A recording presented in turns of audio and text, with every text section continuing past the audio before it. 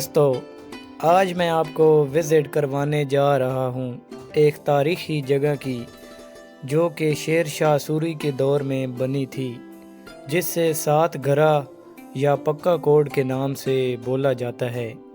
یہ جگہ ضلع خوشاب کے نوائی گاؤں کٹھا مسرال کے پہاڑوں میں واقع ہے۔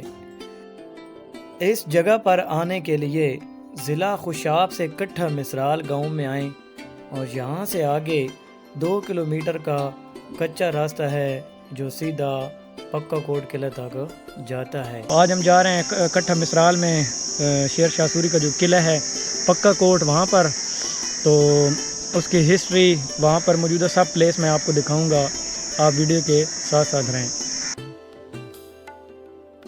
پکا کوٹ پر آنے کے لیے ایک گائیڈ کا ہونا بہت ضروری ہے، نہیں تو آپ راستے سے بھٹک جائیں گے۔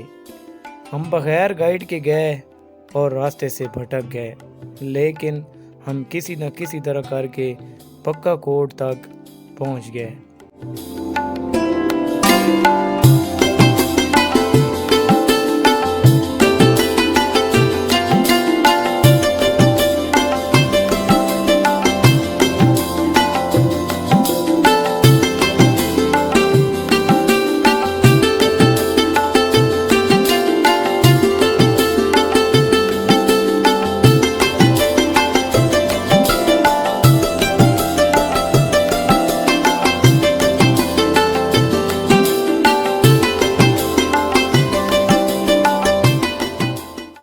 خوبصورت پہاڑ اور چشمے کا بہتا پانی اس وادی کی دلکشی اور خوبصورتی میں مزید اضافہ پیدا کرتا ہے۔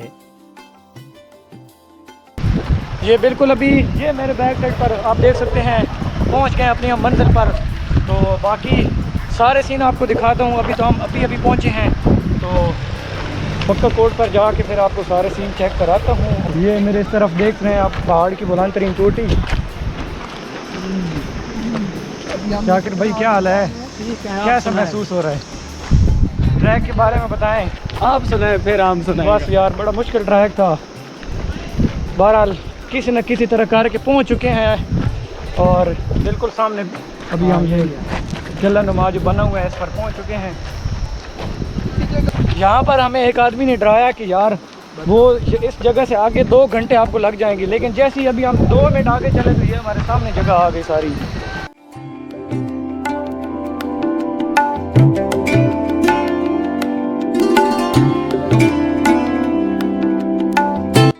یہ 7 گھرا پہلے کی طرح موجود ہے۔ اس کی کنسٹرکشن جن لوگوں نے کی تھی، زبردست قسم کا مٹیریل انہوں نے استعمال کیا تھا۔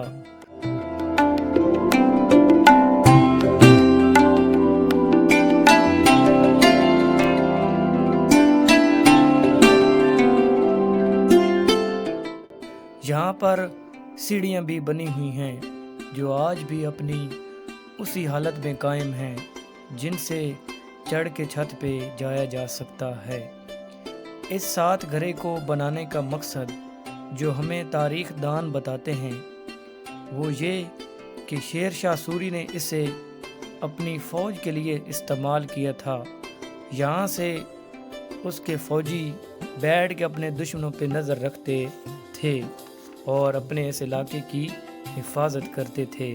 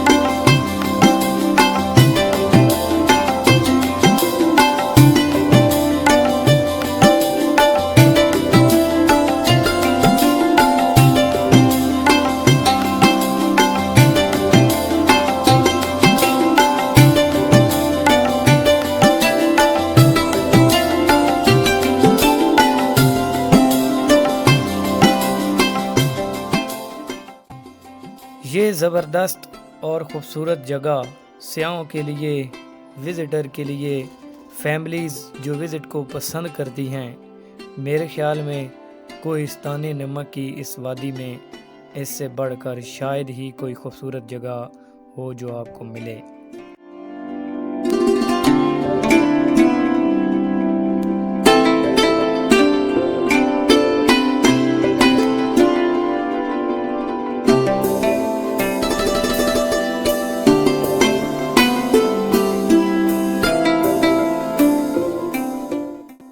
اگر آپ یہاں گرمیوں میں آتے ہیں تو چشمے کے بہتے ہوئے پانی میں آپ نہا سکتے ہیں۔ یہاں اس چشمے کا پانی بہت ٹھنڈا ہے، ہمیں تو بہت مزہ آیا، آپ بھی یہاں آ کر انجوائے کر سکتے ہیں۔ آج کی ویڈیو بس اتنی، اگلے ویڈیو میں ملاقات ہوگی، تب تک کے لیے اللہ حافظ۔